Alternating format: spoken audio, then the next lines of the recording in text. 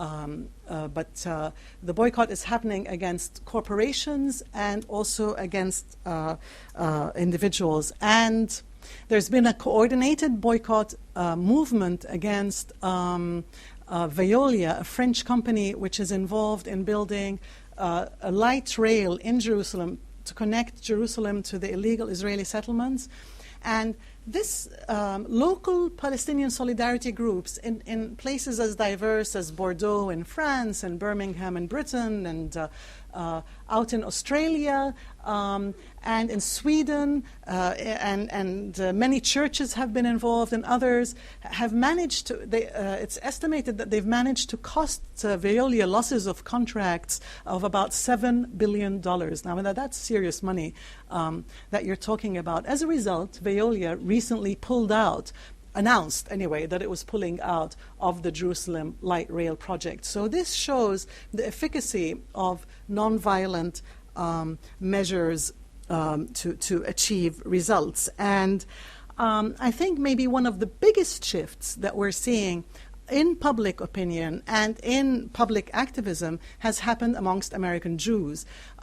There's a growing number of American Jewish groups, both on the left and in the center, that are pushing for either rights on both sides in the center or for Palestinian human rights on the left. They're very involved in the boycott movement for both the cultural and the product boycott. I mean, for example, Jewish Voice for Peace, and you can go to their website and see jewishvoiceforpeace.org, are playing a leading role in trying to convince Caterpillar to stop selling its bulldozers to Israel, because then they're militarized and used to demolish Palestinian homes. And just a few days ago, I don't know how many of you have heard of the Yes Men, but there are two Jewish two Jewish activists that target corporations and expose corporate misdeeds. And they made a film that was going to be on display in the Jerusalem Film Festival, and they decided to withdraw their film from the Jerusalem Film Festival. And they came up with a very powerful open letter that said this was a hard decision for them to take because of their Jewish roots and because they feel an affinity with many people in Israel. But then they come up with a list of all of Israel's human rights violations, or some highlights of Israel's human rights violations in the occupied territories. And they said, for us, the bottom line is we cannot be seen to be supporting a state that does those things. We've seen also acts by very brave citizens who try to break the blockade of Gaza on boats. Recently, the Spirit of Humanity was boarded and prevented from going in.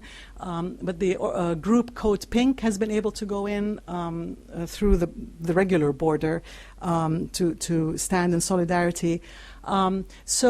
So I think we're seeing a big shift, and I just want to conclude by saying that today is also the anniversary of the 5th anniversary of the International Court of Justice a decision reaffirming that the wall that Israel is building in the occupied territories in the West Bank and East Jerusalem is illegal, calling for Israel to pay reparations, and calling on all states not to support the regime of settlements and the construction of the wall. And this is a very major decision. We haven't seen its impact yet, but if you compare what's happening in Israel today and what happened in South Africa previously, you'll see that you had a state that appeared extremely powerful at one point, that was unshakable, which was apartheid South Africa.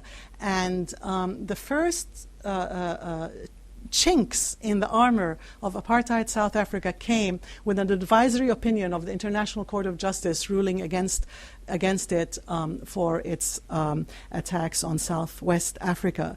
So I think we're seeing the beginnings of a major movement that will set a different framework for this debate. I don't know if the Obama administration will be able to sort of do a deal or shepherd a deal before this movement gains even more in strength and power and is able to impose itself.